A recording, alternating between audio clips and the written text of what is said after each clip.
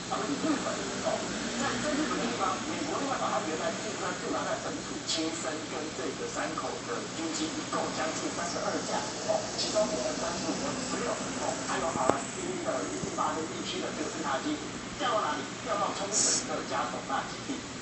那加冲绳加总纳基地意义完全不一样，因为你原来驻扎在日本本土它是防卫性，可是你这边驻扎到了加总纳基地。更多就是放在这边，针对整个西太平洋，然后离台湾也很近，针对台海，还有刚刚我们看到的，像这也是从加华基飞下来，针对南海，它把整个辐射的方向从东北亚的这个日本的导弹位往这个台海往南海的方向前进，这是美国跟日本的合作。这几架战机那是非常惊人的数量，那到了冲绳加华基地，那个冲绳的居民还说怎么变这么吵？你看，我觉得这美军有点吵，这飞机变多了嘛。那上一次是这样的情况什么时候？2007年，15年前。所以当这样的东西你形成之后，你会发现美国跟韩国、美国跟日本，它的这个整个联合的这种所谓的在空中的态势，就是我们在画面上看到这种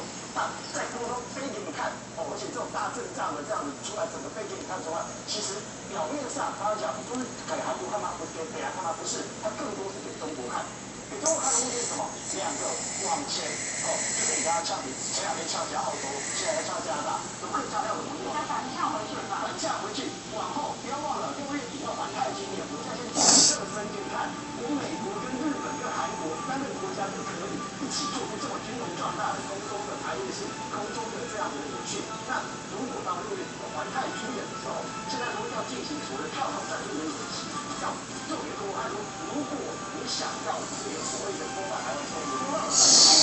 对，怎么样的问题？举勇气，加入全系列冻结试剂，让你呼吸最好空气，把幸福温度传送每个角落。注意力不集中，然后疲倦，然后如走失啊，治安败坏，所以老百姓没办法活下去。但你没办法活下去的时候，你自然而然就会向比较富裕的人会找生活地方来移动嘛，就是形成了所谓的移民。可是当初川普就为了防止这些人到了美国，知道他美国的问题，他用了最简单的方法，他就盖围墙，对吧？要盖这个大围墙，阻止这些移民过来。其实这也是美国一直很头痛的问题。拉丁美洲这个移民一直涌入，其实不管任何国家，如果你进来的话，如果这些移民本身的素质不好，或者是有这种贪污啊或者贩毒这种倾向的话，可能对国家之后的治安会很不好。但是关键出在什么地方？还要多啦，所以它许多病人呢可能会有这个脑部的副作用。他有些人呢就是用高压氧，就是氧气呢去活化。火气，正经，会玩哦。疫情期间，警方循线逮捕到了其中的1名嫌犯，而关键呢就在于这名嫌犯呢把喝完的饮料跟吸管乱丢，上面有 DNA， 想赖也赖不掉。2名女子路边随手拦计程车，一度打不开车门。问长发现后还好心帮忙开车门，但是问长没有想到，这竟是一场有备而来的强盗案。2名嫌犯一路搭计程车来到新北市石碇山区的虎爷公庙这边，他们原本跟问长说要来这边拜拜，不过车子在抵达停车场，他们就胁迫问长下车，持电击棒等武器要求问长交出身上的现金以及财物。问长被抢走3000元以及手机之后，嫌犯就逃离现场，问长则赶紧报警求助。刻意选偏远山区犯案，还以贩卖当幌子。警方播报后巡警掌握2名嫌犯在犯案后搭计程车逃离的画面，而进一步再侦关键就在于一瓶饮料空罐与吸管。原来2名嫌犯在士林社子岛上计程车后，一路搭到新北市石碇山区的虎爷公庙，亮出武器劫问奖。后来搭计程车逃下山，在木栅捷运站旁的超商买饮料喝，喝完饮料却把空罐以及吸管乱丢，成落网关键。警方不放弃任何可能的迹证，也因此比对到上头留有嫌犯的唾液等 DNA， 循线追出身份到监助逮人。这名平时摆地摊为生的陈姓嫌犯，一看到警方上门，矢口否认犯案，只承认自己买饮料喝，那瓶饮料是他乱丢了没错，但是不承认拦计程车去过山区犯案，还辩称不认识另一名同伙。警方掌握证据，不采信说辞，以恐吓取财等罪送办，持续追查详细内情以及背后是否有共犯结构。东森新闻陈雨思、黄子凤在新北市报道。不管你看到酒，看到枕头、胸花之类的，非常的饱满。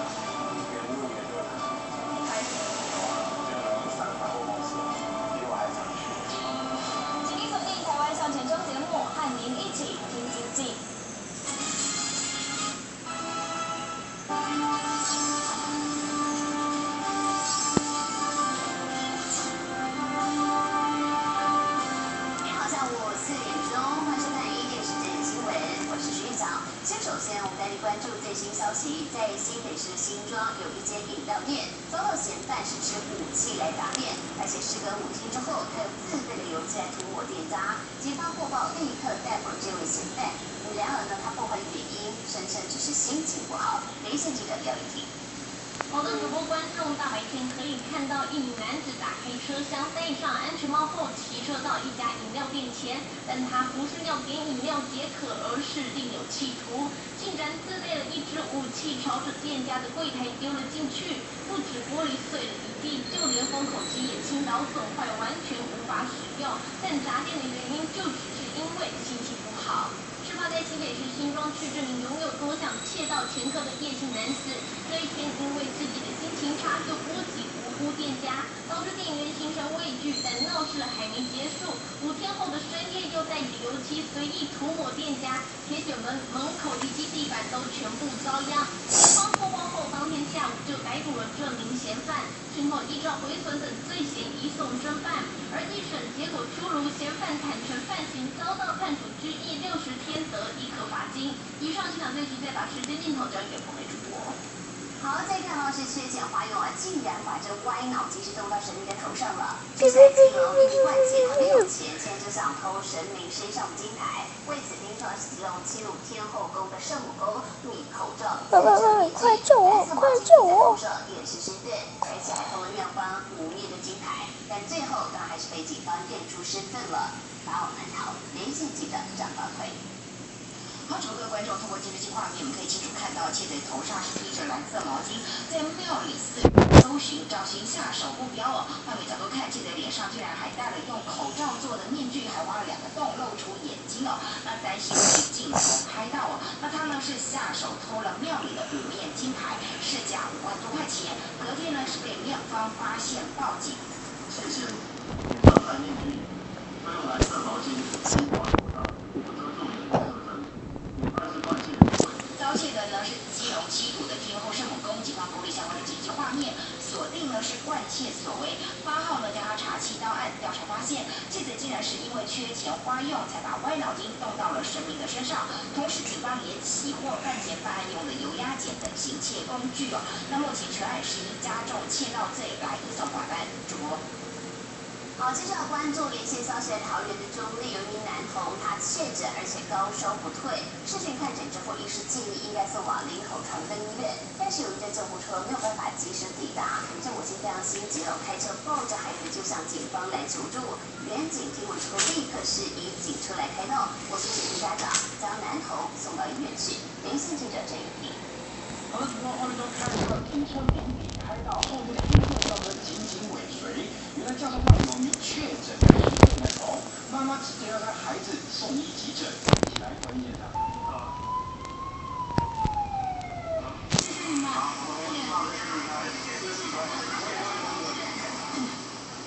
当下救护车无法抵达，如故方面关口请留原警协助，原警当下已经下车引起报警，协助开道。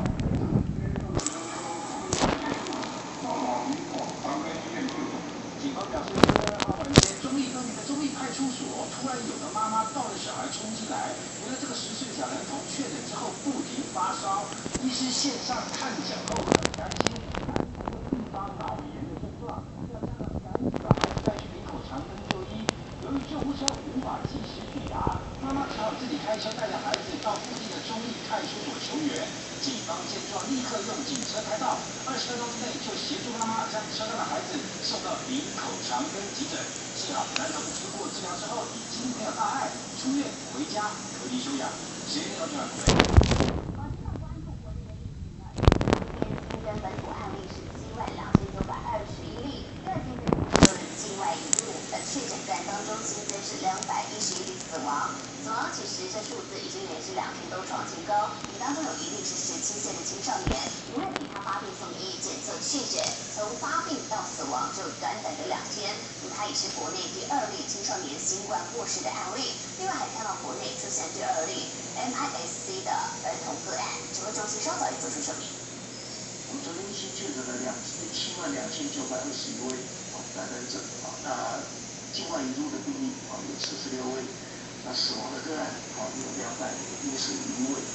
中重症概有575位哦，那其中387位是中症，那重症的话是191位哦。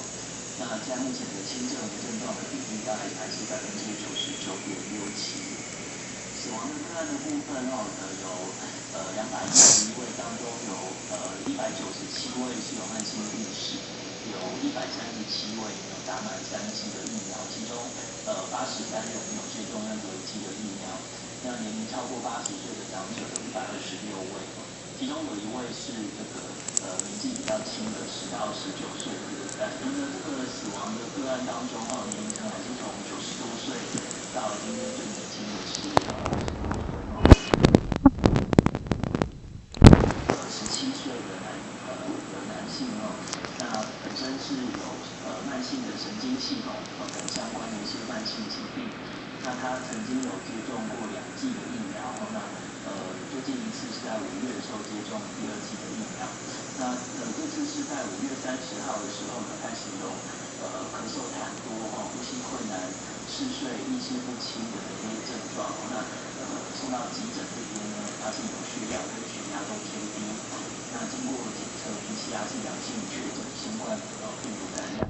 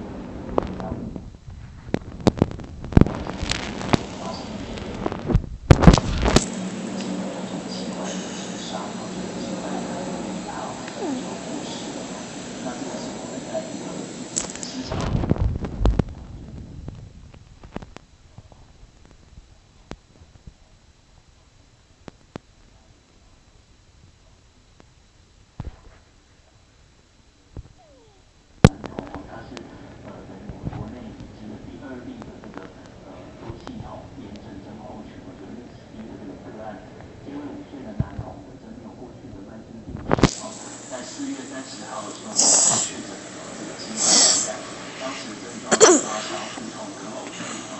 经过顺利康复解决之后呢，甚至到5月26号的时候再度出现有发烧、恶心、呕吐跟腹泻等等这些属于肠胃道的一个症状。那同时也有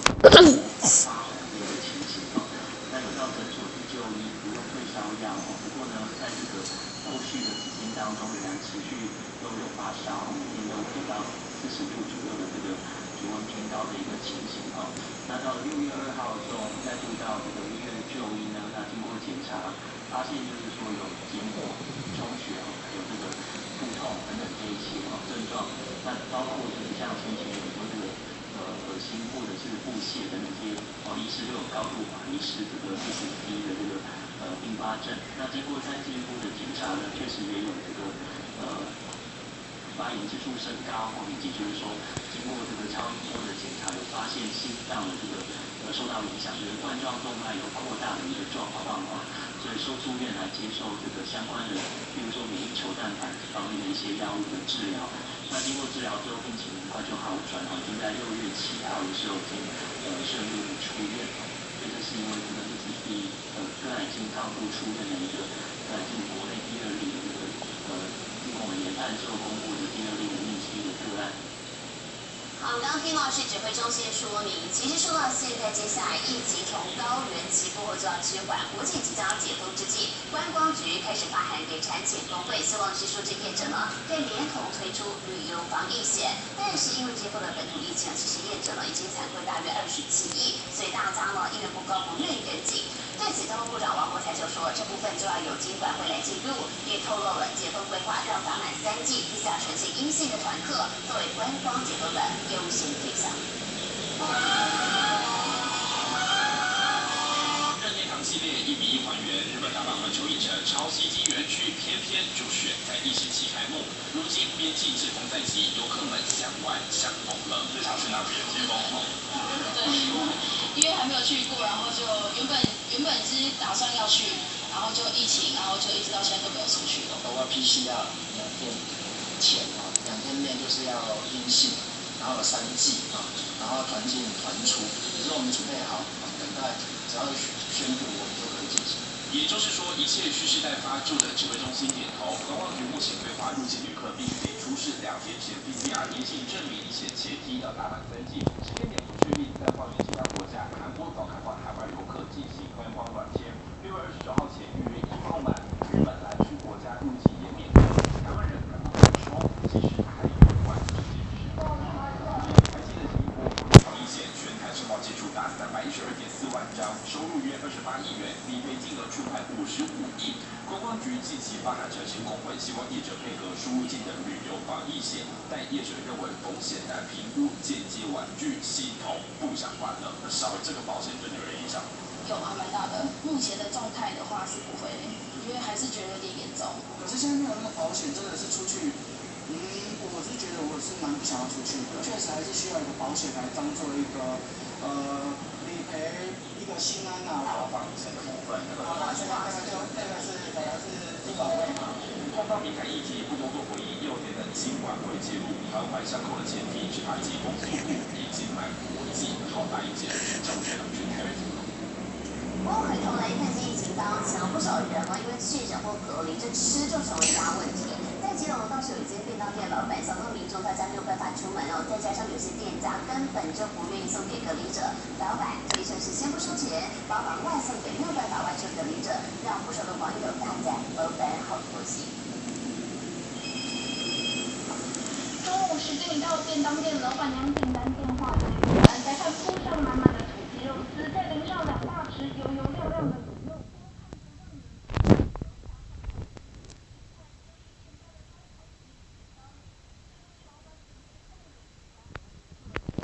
我3点先送到你指定的地方，那费用的话，等你康复的时候再来我给你结账。疫情期间，不少店家都拒绝送餐给隔离者，但基隆这间便当店老板不止帮忙外送到府，钱还可以等出关再结清。得知老板做生意也做爱心，有民众特意前来捧场。因为我知道老板以前对我都在做爱心，对，所以就今天特地有经过就过来。而为了推广给更多需要的人，老板还在脸书发文公告隔离期间外送便当先不收钱，等身体康复了再结清就好，让不少网友看了纷纷留言直呼佛心老板。那我比较担心是这些人他要用餐没有地方去，也就要再钱，这是我比较担心的地方。我的出发点很简单，就是我们说帮助这些人，我就尽量帮好，身体先顾好的，就是我的想法是这样子。以后你要怎么去结这个费用呢？那以后我们再来就好。疫情严峻，店家都倒了40%，其余的都在苦撑。如今有老板不为疫情送隔离餐，还能赊账却不收钱，让基隆民众大赞老板不止送便当，也送暖。记者综合报道。好，我介绍来看到的是呢，在这5月底连日大雨之下，害得土地公庙变成围楼。这是在苗栗的后楼的间土地公庙旁边，紧邻是庙宇的山坡挡土桥，结果疑似因为大雨的关系，地基流失，后来导致坍塌下陷。而这怕着土地公庙被波及到，居民赶紧拜托相关单位来帮忙，但是估计这重建经费高达上千万。媒体记者王金和。好久没就可以看到苗栗后龙松仔角土地公庙旁的挡土墙地基流失严重崩塌，也吓坏当地居民。来看看现场状况。慢慢往下推啊！这个提供比例就偏了，因为离3点之前做一次，一样是下水，但是老大地上回去的时候，不晓得这个地址要怎么没送完，还跳了好烦啊！结果又加黑下去。而这里表示，这个挡土墙从近10年前就曾经崩塌过，已经重建过1次，但没想到疑似因为该处土质松软，5月底连日大雨时又再度崩塌。也由于崩塌处紧邻土地公庙，因此也让庙宇一秒变围楼。但是我小区啊，到这人家，然后现在是住着里面的人，又怕他飞机又下来，怕他再继续滑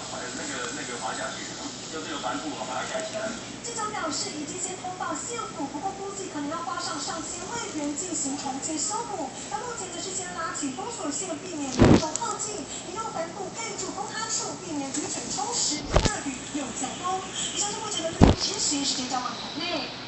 好在天老师台铁平西线4703班次间呢，也是往开往金同线，结果这列车车厢玻璃竟然被早上的路树给砸出破了一个大洞，用座椅上面也满破碎玻璃，画面触目惊心。连线记者王宇婷。好的，主分头画面中可以看到列车车厢玻璃呈现破裂，座椅上也布满碎玻璃，让触目惊心。再来听一下站长的说法。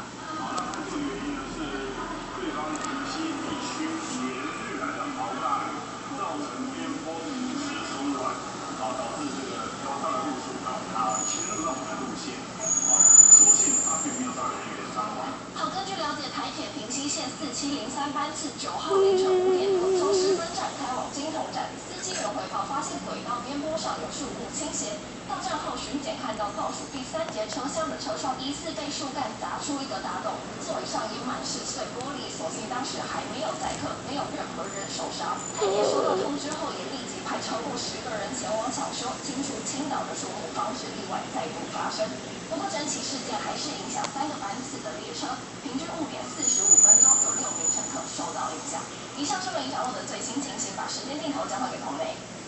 又是酒驾肇事，台中一名男子他下班之后和朋友来参叙，酒驾逮砸，途中行政公园环东路，因为不胜酒力，结果他是撞路旁5辆车之后逃逸。警方报到现场，发现这名男子他撞车之后，甚至还往前开了300公尺远，用撞到对向地的红灯的车辆才停了下来。驾驶是不清，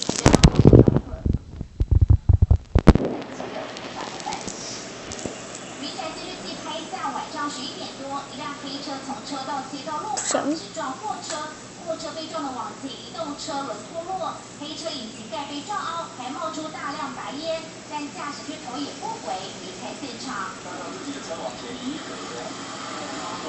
撞蛮大力的。这很夸张啊，但是都不严惩，也抓不了，没办法，这之后还会被撞。好几辆车子好好的停在路旁，却无辜被撞。事发在8号晚上11点多，有些男子开车行经台中丰原圆环东路，连撞路旁5辆车，但男子却肇事逃逸，还往前开了300公尺远。从酒后精神不济撞到路边的自小客车，车有冒白烟后，再撞到对向平等的自小客车再停下来。发送的关怀包里头竟然是有麻辣拌面，让喉咙痛的他相当不高兴。而对此呢，台中民政局长就表示，查证之后，结果发现是外包的厂商放进去的，现在已经请厂商来进行改善，以下收到的重致歉。把麻辣酱料搅拌均匀，加上面条，一碗香辣好吃的麻辣拌面就能上桌，让爱吃辣的人食指大动。但却有网友控诉，麻辣拌面出现在关怀包内，让他傻眼。贴出照片，网友抱怨确诊还收到这个，是要害他喉咙痛死吗？而这关怀包来自台中市府，民众听了也觉得不太妥当。因为有些可能病患他们就是喉咙会有不舒服，然后痛啊什么的，然后还收到麻辣干面，应该是蛮傻眼的。可能等痊愈之后吃吧。民政局长表示，这麻辣拌面确实有出现在关怀包内。是有一家厂商上个礼拜有放了一些麻辣的，我们觉得很不妥，要求他不可以再用麻辣的。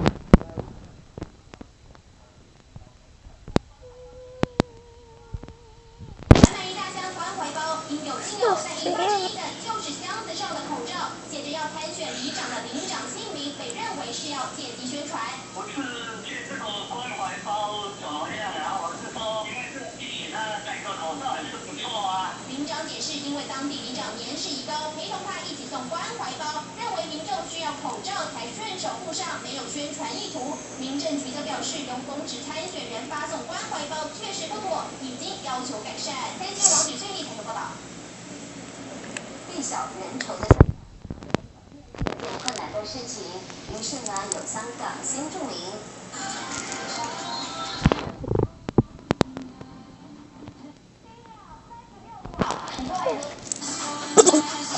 创意料理也深受老饕的